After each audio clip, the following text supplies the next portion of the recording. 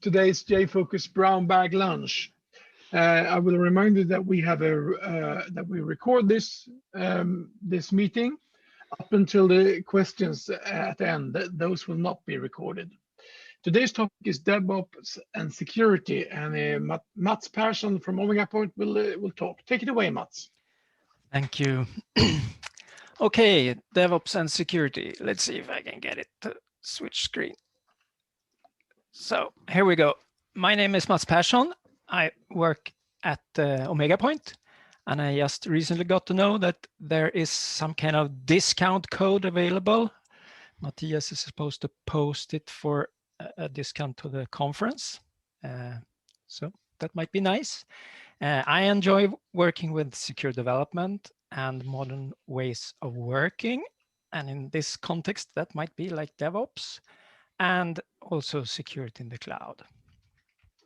So once upon a time, we had the dev team that did celebrate the release on a Friday afternoon, passing over the release to the ops team for their and wishing them luck for the release on like Saturday night. So for me, like a modern DevOps team is more taking end-to-end responsibility, handing the releases by themselves, maybe onboarding ops people or ops competencies in the team, and maybe not even considering doing releases at Saturday nights. So I don't know if you're familiar with like the State of DevOps report that has been a yearly kind of survey done initially sponsored by Puppet. And that one ended up in kind of in a book called Accelerate, sorry. The book is called Accelerate, and it includes like the research from 4 years doing this survey. And it kind of groups teams doing DevOps in elite teams, high performing teams, medium teams, and low performing teams, and kind of compare the difference between those teams. And they have like 4 main metrics that they present, and one is like the elite performing teams do 200 more deployments than the teams that are not good at this. So more frequent deployments of things into productions. It's like on demand versus 1 to 6 months.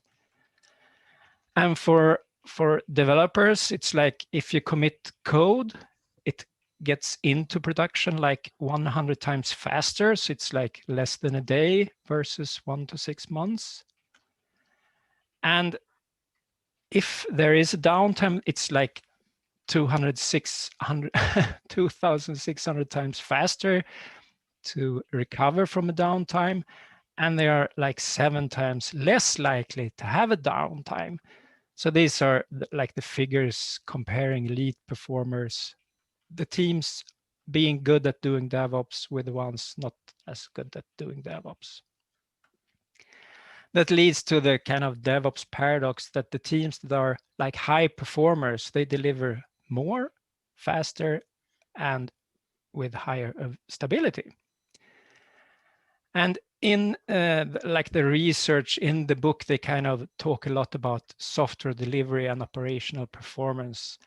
And it's more in the terms, what are teams that are these elite performers, so the good teams, what are they doing? So it's not that if you do something, you become a good team, but it's more, what are the good teams doing?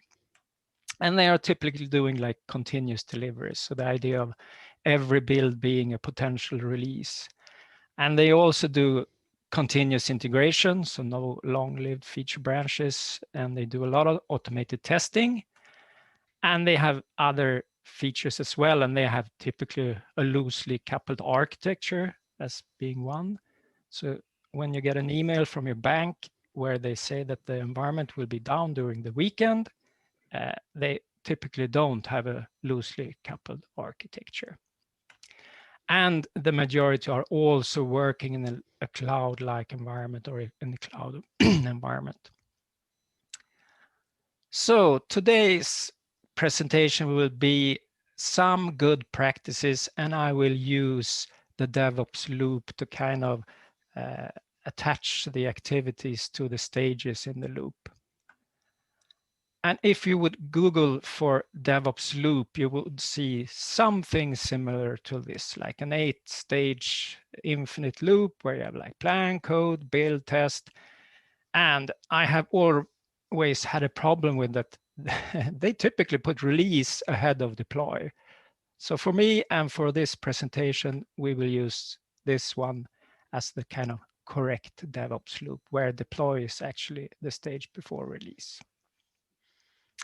So if we take the stages like one by one and start with plan, I would say when you create a new application or continuously in the loop, remember to consider the confidentiality, integrity, and availability requirements of your application, and specifically during like creating data, processing, storing, transmitting, and destructing.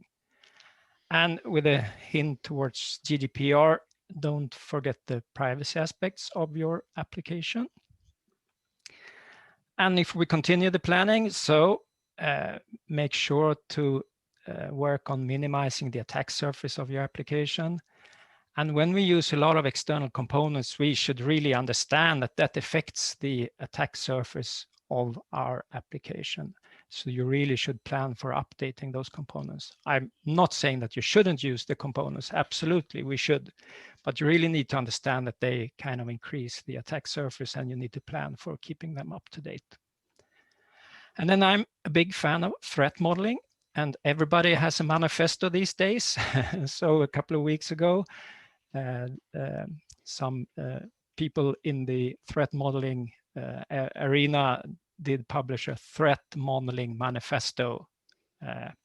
I'm not going to go into details of threat modeling, but to give a brief explanation, it's basically a discussion you have in your team about what you're working on and what could potentially go wrong. So this is more looking at the abuse case than the use case. And when you have considered things that could go wrong, what are you going to do about it? And then you kind of sync up with, did you do a good job with fixing the stuff that could potentially go wrong? And then moving into the code stage, I would say if you use a compiling language, I highly recommend to turn it up to the highest warning levels and maybe treat warnings as errors. And if you have like built-in code analysis in the platform, use that, or use some static code analysis tool. We'll come to that later as well. And I would highly recommend enabling like branch protection, where you basically need to do pull requests to commit code. I know that this might be controversial, but I would still recommend using pull requests to get this kind of peer code review stage from a team colleague. So that's the one who should look at it. And then you kind of have the security principle of don't trust input, or running with least privilege, and remembering building with defense in depth in your system. Continuing the coding, don't forget to never ever store secrets in your code or in configuration files. Use some kind of vault. I mean, in the cloud environment, you have like key vaults or secrets managers or whatever. So think about how you store your secrets. And I would also pitch in that don't forget to do good logging in your application, and really do it for your own sake. I mean, if you're a DevOps team, you're probably the ones responsible for any instance. So what you should put in the log files is something that you would like to find there whenever you have an incident and somebody asks, okay, did we lose any customer data, or how much did we lose, or what type of data did we lose? So do the logging for your own sake in the team. And then, of course, remember doing input validation, easy to say, and also do output encoding. And write as many unit tests as you can. I mean, you want tests being automated to build the confidence for your code and for your releases. So that's important as well. And I'm a big fan of pair programming. And using that, you would get kind of the code review on the fly. So maybe if you add like the pull request feature, then you are basically done if you're doing it in pairs. You get a lot of good knowledge transfer as well. And I'm also a big fan of mob programs. And this is basically you being like 3 or 4 people in the team doing coding together. You get even more knowledge transfer. You do the code review on the fly. And if somebody is sick or has a meeting, nothing basically stops the mob. And from my perspective, I only need to convince one in the team or mob to buy in on the security stuff in development. So that's also a benefit. So moving over to the build stage, here we talk about like continuous integration. So basically the team members integrate their code like daily. That's kind of continuous integration. And maybe even consider using trunk-based development. That might also be kind of controversial, but yeah, maybe. And then in the build pipeline, typically you want to kind of validate or verify your use of external components. There's something called a bill of material. That's basically a list of the components that you use. And I would also highly recommend using some kind of tool to notify you about use of components with potentially vulnerable code in it. And there you might need tool support. You have like the free OWASP dependency check, or these 3 vendors are more commercial options like Whitesource, Sneak, or Black Duck. And the importance for this, I mean, I typically do the example, it's kind of old now. If you remember the Equifax breach, where the company Equifax lost tons of super sensitive information about its customers. And it was basically connected to Apache releasing a fix of struts. In this case, it was like March the 6th. And within like 24 hours, the bad guys reverse engineered the fix, found the vulnerability, and made a module in this like hacking framework or hacking tool called Metasploit. So basically within 24 hours, there was something that could exploit this fix for the ones that haven't had time to update the latest struts. And within 4 days, they did kind of a random scan of the internet and found Equifax and did use the vulnerability to get in. And the morale of this story is that it actually took like 4 days. And this was 2017. So I guess it would be even fewer days from like a release of an update till it gets kind of exploited. And it might also be that Equifax didn't even really know that they had Apache struts on the system. So that's back to the so-called bill of material, where you kind of have a list. So if there is a public announcement of a huge breach of some software component, then you could look into this bill of material to see if you are actually using that component.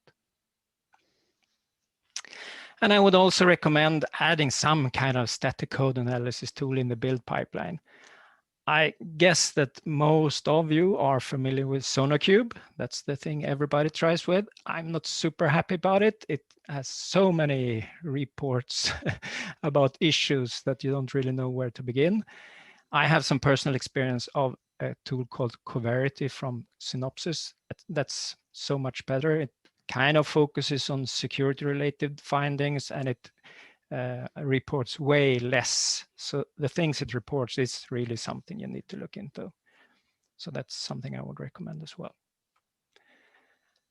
And the scanning, using a tool to scan like the external components, like a software composition analysis tool, that is fairly fast. It typically looks at the signature of the component, assess that this is a known vulnerable component. So that's kind of fast. You could have it in your like every commit build, but doing the static code analysis might take like 5, 10, 15 minutes. So in that sense, you may want to do a copy of your pipeline and run it as a nightly build, doing a full static code scan. So the external component scan is typically fast, could be in every build, and the other one is something you may want to move into a nightly build. The test stage. So basically, I mentioned like you want to do stuff to build confidence in your releases, so automating test cases, not just unit tests, but other more complete tests should be something you focus on. In this, you see like something called fuzz testing. That's more the idea of sending invalid random or trying to break your either functions or APIs, sending like trash to it to see if it like survives. So that's also more in the line with abuse case, not just the use case, to see that it does what it's supposed to do.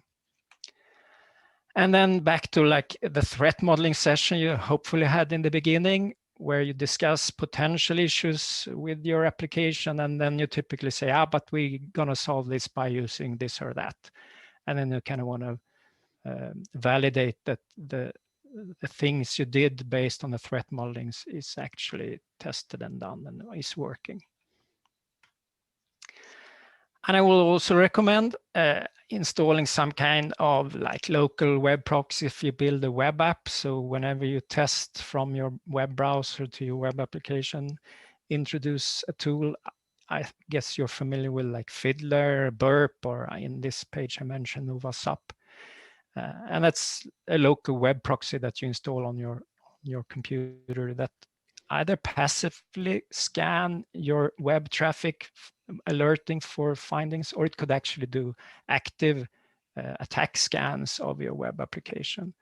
So this is similar to like the turning up your warnings and treat them as errors. So don't accept any errors in this scenario. And you can typically add these tools into your pipeline to do a simple 2-minute baseline scan of your environment. So the deploy stage, continuous delivery. This is basically the idea of every build being potentially releasable. And in this sense, we also want to say that have environments that are kind of production-like, and this is so much easier when you're in the cloud and using like infrastructure as code to build your production-like environments. And also consider if you do like continuous integration and continuous delivery, so maybe you need to look into using feature toggles to kind of disable super new features or features that are not yet completed from like being visible to customers. And maybe even doing like A/B testing to see that your new feature deliver the intended value to your customers. And maybe this kind of is in the gray zone between deploy and release, but yeah, I want to mention it. So in the release stage, we have the concept of release on demand, and that's basically that you release into maybe production or deploy into production, and maybe you make it available immediately to your customers, or you add it manually, or you hide it to have feature flags or whatever. But basically, it could be a decision of a business person aligned with a campaign that, okay, it's already in production, it's hidden from the customers, but we want to release it as part of this campaign in the end of January or whenever. And this other concept that if something hurts, you shouldn't do it less often, you should do it more often. So releasing often helps to reduce the risk. You like practice doing releases, and the difference between one release and the previous one is smaller and smaller. So it's fairly easy to find what change did affect the release. So if release more often. And back to the banking example, the Saturday to Sunday release, have the goal of releasing without downtime. And I would basically say that do it during daytime when everybody is available. So if there is a potential problem, you have all the people in place to try to look at it as soon as possible. And to do it without downtime, you need a deployment strategy to use maybe blue-green environments where you basically have a release in blue and the next one in green, and you switch over. Maybe using some kind of canary idea that you have 5% of the traffic going to a canary, and then based on some metrics give you the confidence that, okay, this new release is at least as good as the old ones. We're gonna roll it out to all of our servers. Operate stage. So I would highly recommend considering service as immutable, and this is basically the idea that you don't do manual changes in production. So every change in production has to be done through something in code and being done as a redeploy. So I would say don't allow humans in production. That's a good idea. And if you have to access a system in production, ask yourself, why do I really need to do this? Could I have done it by doing metrics or some logging or some other thing? And I would also recommend that you could do kind of weekly scans of your environment, or basically the idea, I mentioned this OASAP, the local proxy that could do some kind of attack simulation on your web app. And Detectify is it's a Swedish product company that basically do a scan from the internet towards your, if it's a internet exposed web application. So the concept is they're running scans in production, or somebody else will. And the last stage is basically monitoring. So you typically create a lot of metrics for operational purposes or business value purposes. But I also want to, I've kind of mentioned it, that you want to have some metrics to build the confidence that this release is at least as good as the previous release you had. And also adding some security related metrics. I typically give the example of, if you typically have like 10 successful logins per failed one, and you suddenly get 10 failed per successful, then you're probably under attack. And you could also relate it back to if you get like 500 errors, it might be that you have introduced the problem, or it might be that the bad guys have identified the problem and are trying to turn it into an attack.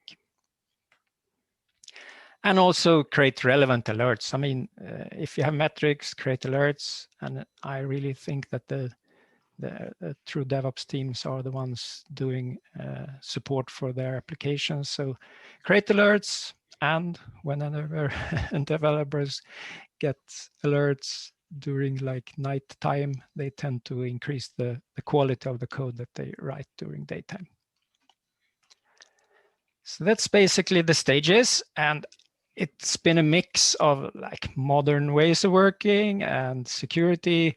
So if we look purely at the security activities in those stages, we kind of talked about the CIA requirements and threat modeling in the planning. We mentioned using pull requests and peer code review.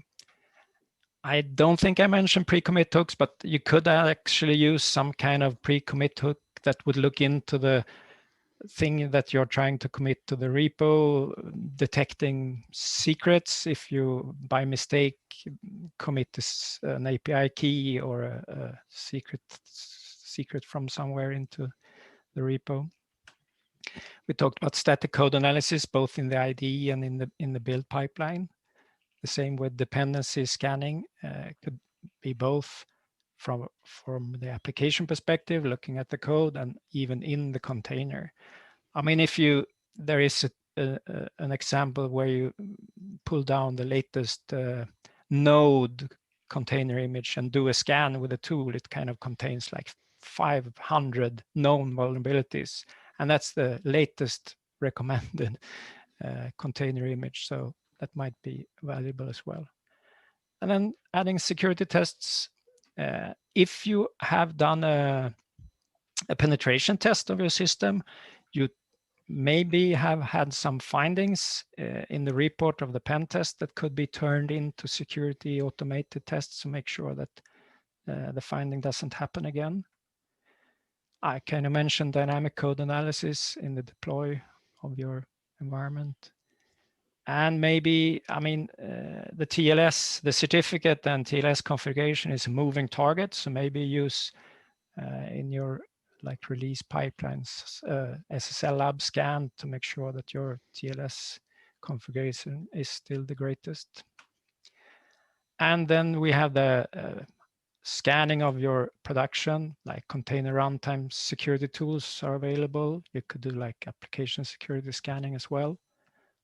And then we have like the security metrics I mentioned. So these are just examples of activities related to security that are all over the infinite loop of DevOps. And the last slide, you could get some input from like the OWASP foundation that provides a lot of great stuff. So if you are ever looking for requirements for secure development, you have the application security verification standard. I mean, it's overwhelming. I mean, security is hard. Application security is also hard. So this is a huge list of requirements. It could be used for inspiration, but it's close to 300 requirements if you really take all of them into account. I would also highly recommend the OWASP sheet series. I kind of mentioned doing input validation. It's so easy to say, but it's not really that easy to do in practice. So they have great, like, how do you code it in whatever language you're using, both when it comes to session management, how do you prevent cross-site scripting, how do you do REST API security? So that's a great source of good information. And then I guess you're familiar with the OWASP top 10, the list of the top 10 security vulnerabilities, but they also have a top 10 proactive controls list. So basically, what are the top 10 things you should do to basically prevent the vulnerabilities on the top 10 other list? So that's basically it. The thing or the presentation I've just done is also available as part of a mini article series on this link. So it's an introduction to DevOps and presenting the kind of steps I did on this one. So, any questions?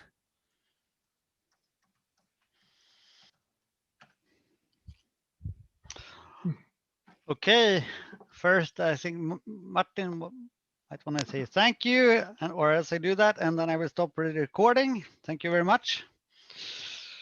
And